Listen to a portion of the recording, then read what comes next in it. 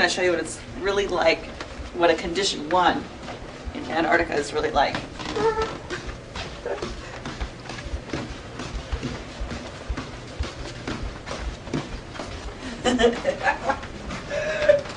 Woo-hoo-hoo-hoo.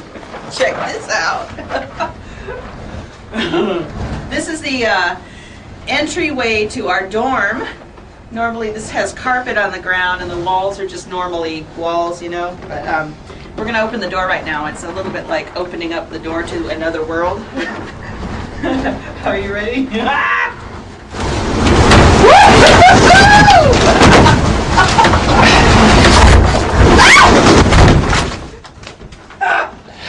It's a little bit blowy out there right now.